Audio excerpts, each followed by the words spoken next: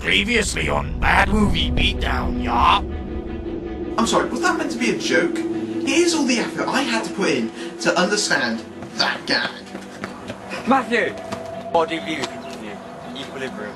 See you later. Und now the stunning conclusion.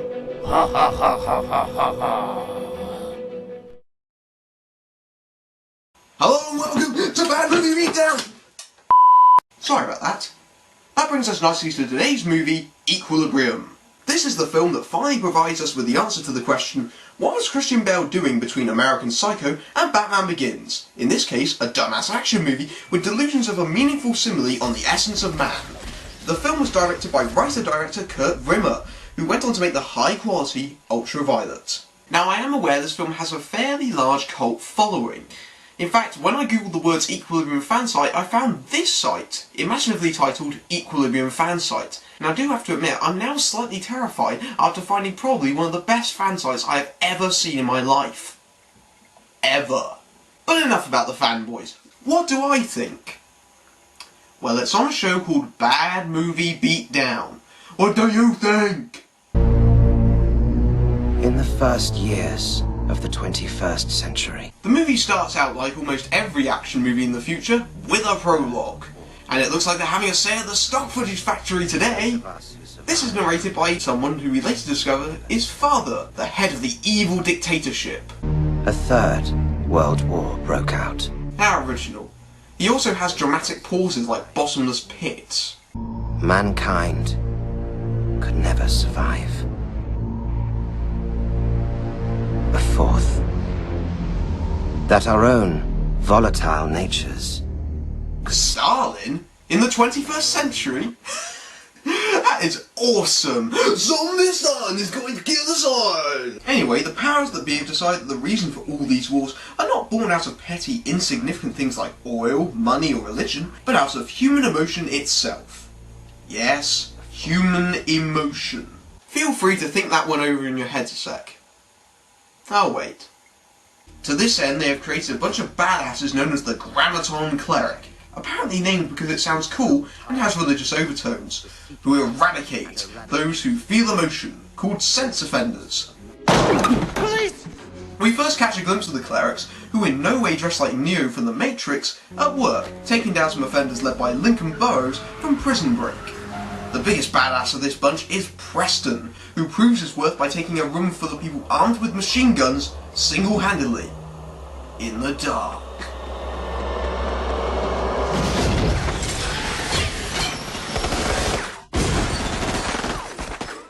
Okay, I'm not entirely sure how standing bolt upright in a doorway while you're surrounded by machine gun fire enables you to survive, but hey, I'm not a cleric. Also, what sort of tactic is that from the rebels? Okay, we're going to form a perimeter around the door, okay, and we're going to shoot at each other where we have equal chance of hitting ourselves as we do the target. That is great strategy. Where is he? Shut up.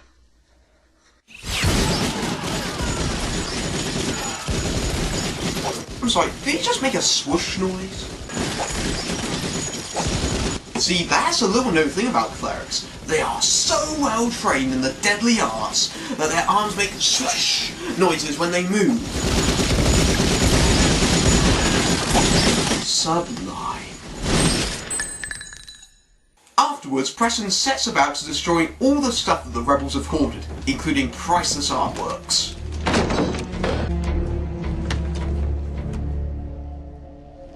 Burn it. No! Men with flamethrowers are destroying the Mona Lisa! It's not like it's one of the most frustratingly obtuse and overanalyzed paintings in history! Preston then returns to the world of Libria, which is so ripping off Brave New World 1984 it hurts. I'm presuming Vimmer saw the film version of 1984 because I don't give him enough credit to read a book. Well, not unless it's one of those pop-up ones, of course. Man, this film is so busy with rip-offs and cliches that it would take me weeks to go through them all. Look, it's even got my favourite one, the Sean Bean Death Scene. Oh, right, I forgot to mention. Sean Bean plays Preston's partner, who came with him on the opening raid. We can quite clearly tell he's feeling emotion by the way the film cut to a lingering close-up as the Mona Lisa got burnt. What have we become? They miss things sometimes. I thought I'd take it down myself.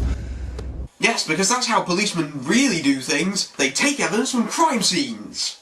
Preston soon realises his partner's duplicity and heads out into the Nethers to arrest Sean. But I, being poor, have only my dreams. I have spread my dreams under your feet. Tread softly, because you tread on my dreams.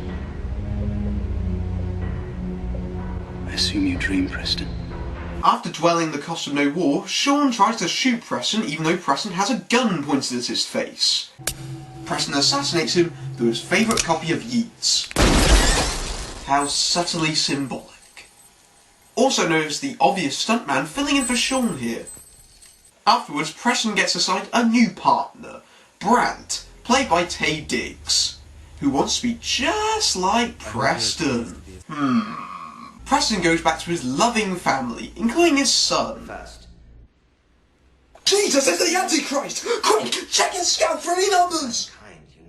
As for his wife, well, we discover in a flashback that she was a sex offender herself. Her sentence? My spouse was arrested and incinerated for sex offense 4 years ago, sir.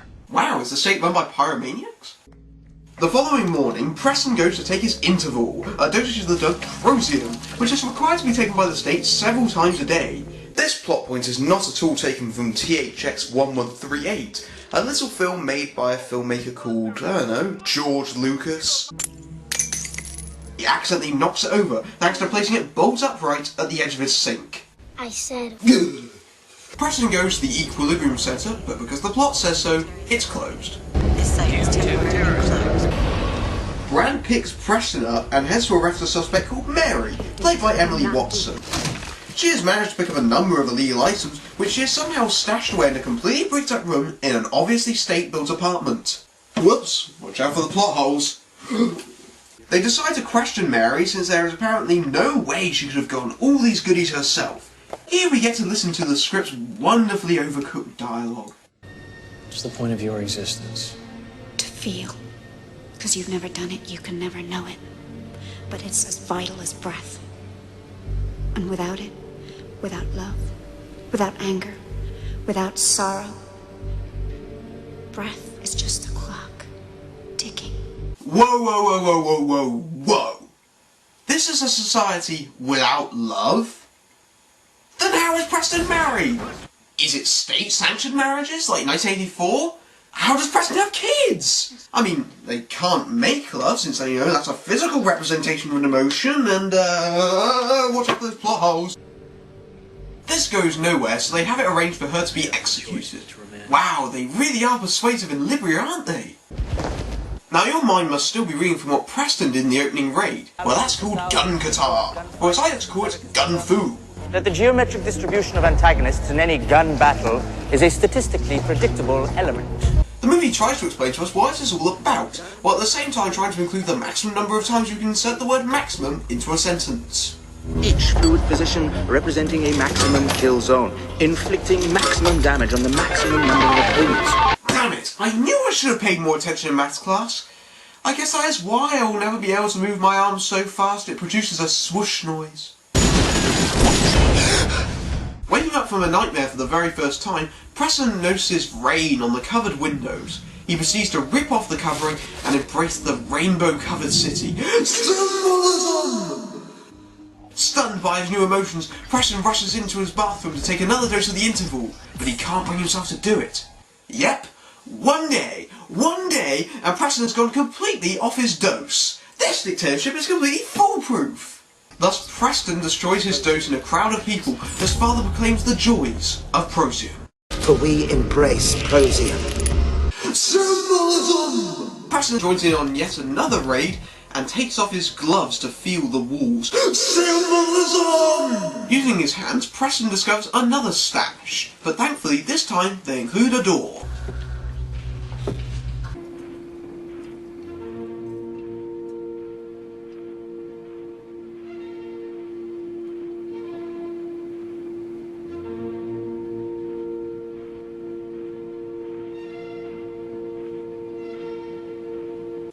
sorry. Did we just swoop into his eye and add a gramophone? Look, movie, I get it. I really do. You do not have to force a symbolism down my throat every 30 seconds.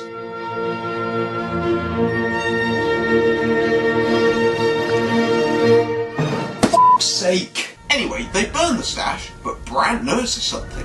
Zarek, why didn't you leave that for the evidentiary team to collect and log?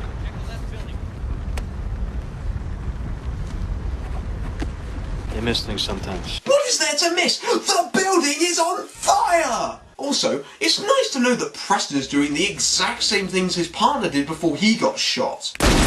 Yeah, because that won't arouse any suspicion. Sir! But that's not the only thing that gets discovered. These animals were defended by women and children. Puppies! Puppies! Puppy! Puppy power! Hey! They can kill as many men as they like. But women, children, and puppies? Those motherfuckers!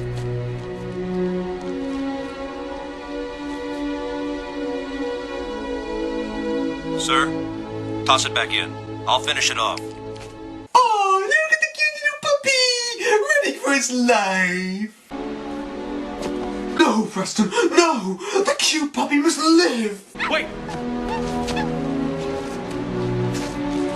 Seems to me that at least some of these animals ought to be tested for disease. There's an epidemic in the Nethers, it's best we know about it. Tested for disease? Is anyone buying that? Seriously? I mean, look at Preston. He looks like he's going to squirt water out of his eyes like water guns. I mean, they shot Sean Bean for less than this. That night, Preston tries to release the puppy, which he keeps in the boot of his car, into the wild. But because the plot says so, some state police show up, and Preston left his identification in the car. Oh no! Will they search the car with the puppy in it? My name is John Preston. I'm the highest ranking cleric of the Tetragram. Wait! Stand off! Sorry, I didn't recognize you, sir. You didn't recognize him? You were standing right in front of him! You know, I think you need an eye test before you continue riding on that motorcycle. Just as they're about to leave, the puppy squeaks, alerting them to its presence. The men soon turn their guns on Preston. But don't forget, Preston is an uber badass. Wow, that was a surprisingly emotional response from an apparently emotionless society. Also, nice secure grip on those guns, guys.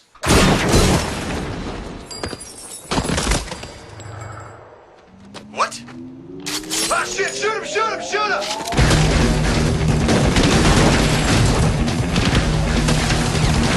He has guns up his sleeves? That's some trick.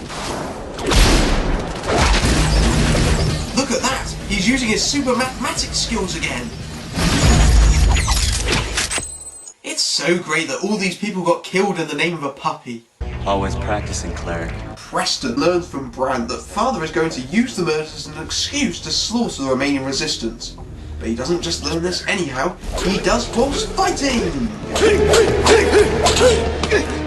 Why? Because now Father and the Council have decreed an acceleration in the crackdown on offenders. Whoever did it, all they accomplished was a quicker end to the resistance. Oh, and don't they have CSI in the future? I mean, Preston used those guns without his gloves on, and he used the biker's guns, which he dropped at the scene, and blood hole. Preston joins the millionth raid and finds a group of offenders trying to escape. That door behind you.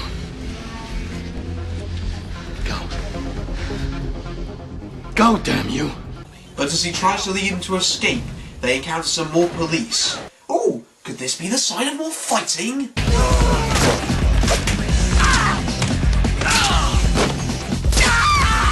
Little known fact about human anatomy, arms are actually made out of balsa wood. Cleric, what's happening? We heard gunshots! Go! What are you doing? Cleric, the resistance fighters! Cleric!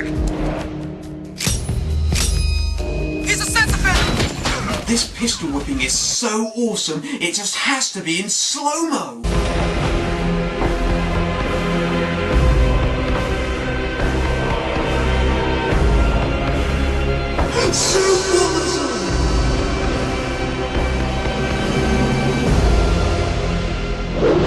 These guys really suck at shots, don't they? They're firing and missing at a target directly in front of them! Who trained these people? Imperial stormtroopers? This plan backfires and Preston sends them right into a trap. What are you doing? Nicely done, Cleric. Brandt is there and makes a point of trying to get Preston to execute the sense fenders himself. Preston protests because his weapon is too low. If your weapon's low, please use mine. Pay attention, 007. Brandt gives Preston his gun, which Preston takes with his right hand. After a few moments, Preston decides he can't do it, and supposedly gives back the gun in his left hand, his own gun, to Brandt. In short, they swap guns. I smell plot point. Captain. Yes, sir. Firing positions. Anyway, the group of resistors get executed, making this bit almost entirely pointless. Almost. You'll see. Fire! Preston takes a visit to Sean Bean's corpse, where he looks among his items. There, he finds a picture of Sean and Mary, deeply in love. What a twist! Also on the back of the photograph is a word. Freedom. Preston tracks this to the Freedom Reading Room, where he throws the librarian through a false bookcase. Again, why isn't this a door instead of a completely sealed off wall? There he finds the home of the resistance, the underground, right underneath Libria. It is here that Preston meets resistance leader Jurgen, who apparently has been watching him for some time. We've been watching you, Preston.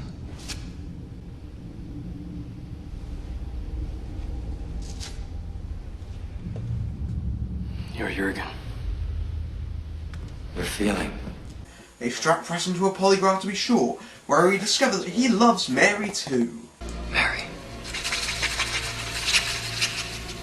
Have we been watching the same Mary? The same antagonising woman that has tried to kill Preston at least twice now? I guess he just has a thing for short-tempered, violent women. Jurgen requests that Preston uses his special status in Libria to take down Father.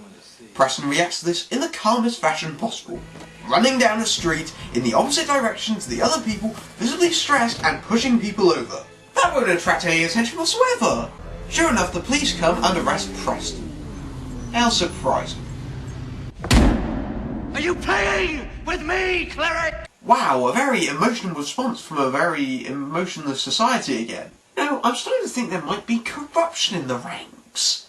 Could it be? I mean, it's not like Brandt has been smirking the entire film. But it turns out it's a psych out, because DuPont actually wants him to double the efforts to find the real traitor.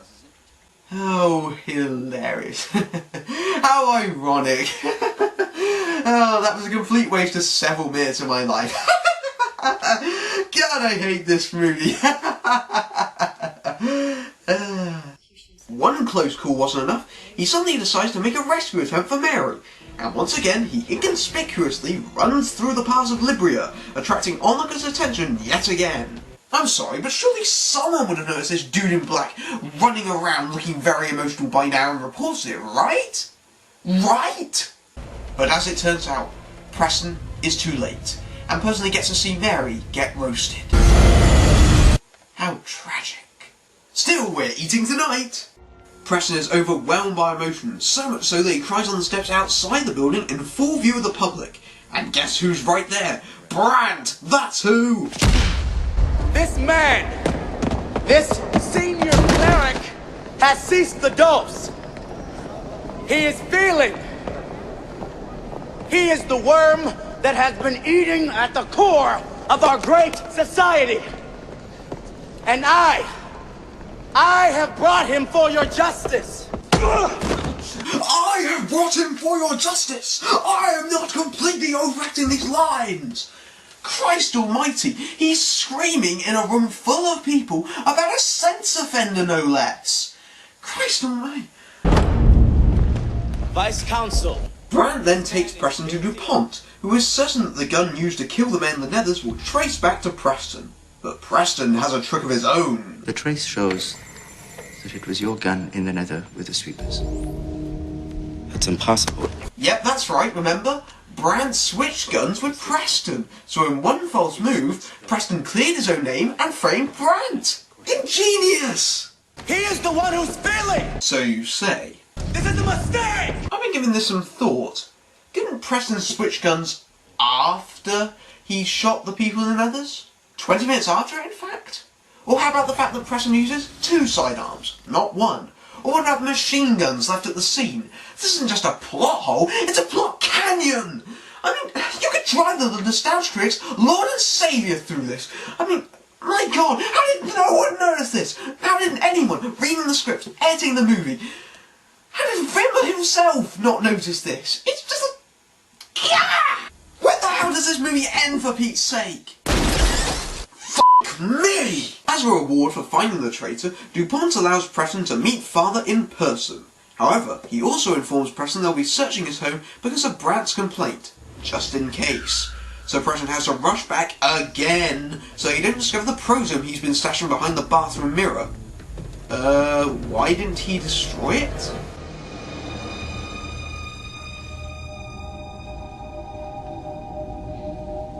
Looking for something?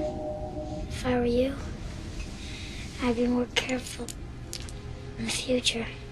How long? Since Mom. What a twist! His offspring are sex offenders themselves? Well done, you excellent cleric, for allowing this to go on for years without noticing. Don't ever smile again! Quick, fetch that prosome! Seriously, are we supposed to believe that this kid was a sense offender for the entire film when he's been incredibly creepy and emotionless? Just... You know what? Let's move on.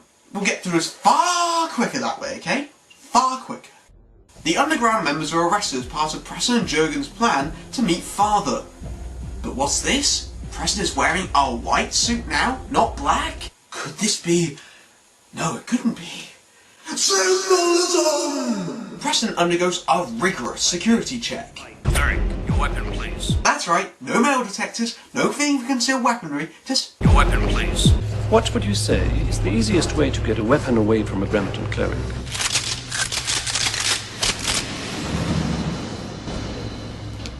You ask him for it. Wow! What a twist! Brandt is not dead, and he's revealed himself to have friends in high places. Wow. Just mind-boggling. But wait, there's more.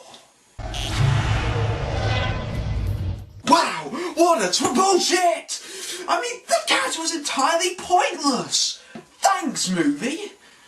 Oh, and for those keeping score, that's four twists in 10 minutes. Even M. Night Shyamalan wouldn't drop this many twists at the ending.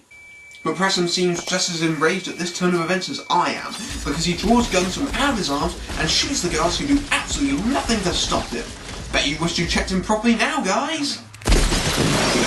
Preston storms out of the room and makes his way towards DuPont, but there's a hallway full of guards. Luckily, Preston has the perfect thing to distract them. Ammo and half spears. Wait, what? The guards then allow Preston to pose twice before coming at them 2 at a time so he can quickly shoot them in rapid succession. Note also how no one actually picks up the ammo cartridges, so when Preston runs out of ammo, he rolls across the floor and puts them in his guns. Not only that, but more ammo cartridges come out of Preston's arm! What the hell? Jesus, Preston is clobbering this extended hallway with guards behind every pillar. This is what Steven Seagal sees in his wet dream, right? Right, Preston, after managing to kill several dozen people in the process, gets to DuPont, with Brandt waiting alongside. Coast seems clear.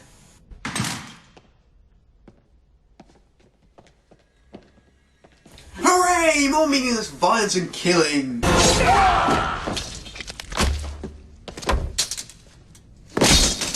As predicted, Preston slaughters all of these men in about 30 seconds. This is like Half-Life on Buddha mode, for Pete's sake. Up next is Brandt, who seems to be the only other cleric in the movie besides Sean Bean.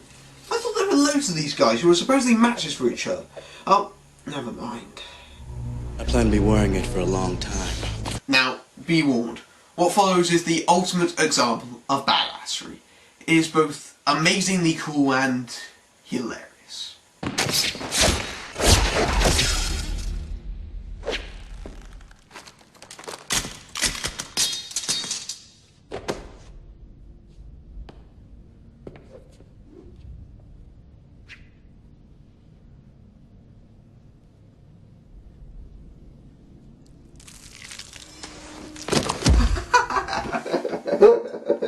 It got owned!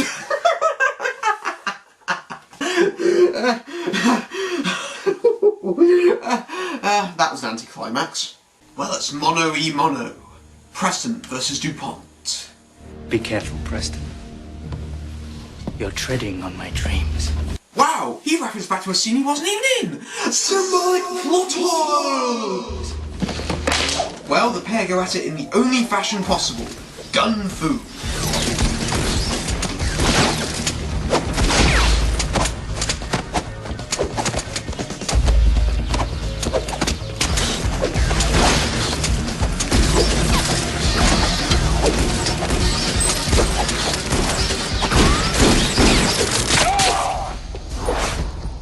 Eventually, Preston disarms DuPont, but DuPont tries to reason with him. I'm life. I live, I breathe. I feel. Take that for killing Mary, you bastard! As Preston walks away, leaving Taye's poorly CGI'd face on the floor, victory has finally been won. Not for Preston, but for me, because I know this piece of shit is finally coming to an end. Preston goes to some sort of broadcasting room, and he touches a screen with Father on it with his blood-stained hand. Symbolism! He then proceeds to shoot out the screens in the room, which knocks out all the broadcasts of Father. Because it does. Preston then takes time out to see the Prosium factories explode, killing all the innocent workers inside. This alerts all the characters, including Jurgen, that the dictatorship has been overthrown. More freedom fighters take to the streets and shoot up more people working for the already deposed government, despite the fact that the Prosium supplies have been cut off and are now killing people for the sake of killing people. Hooray for freedom through violence! The morally justified violence. It's beautiful. But it's okay, because the puppy survived. Hooray for puppy! Hooray! Whilst ripping off the shot of the eye from Blade Runner, Preston gives us a final smirk before we cut to credits. Equilibrium, probably one of the stupidest films I have ever seen. So what IMDb rating does this film have? 3.2, 4.8, try 7.8. That's right, 7.8. Yes, this film that makes Commando look like the proud owner of a doctorate has a 7.8 rating on IMDb. I'm flabbergasted. I mean, just look at this list of films that it is apparently better than.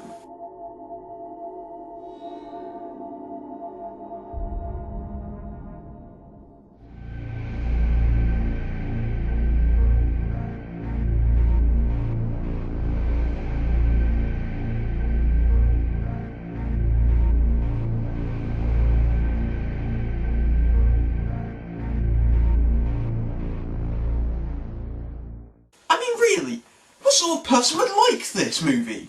So there's this guy called Preston, and he has no emotions. But what he does have is special mathematics skills, which he uses to help shoot the people that do.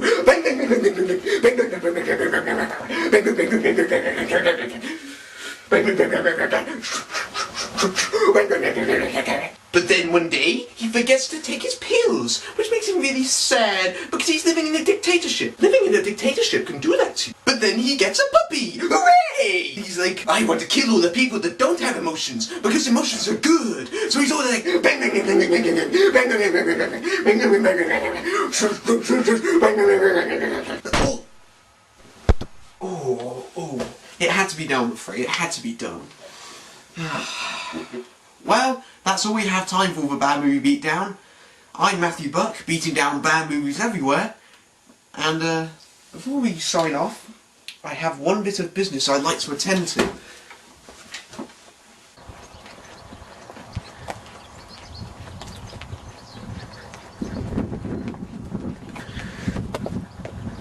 Oh, hi, it's Matthew, isn't it? I gave you Equilibrium last week. Did you enjoy it?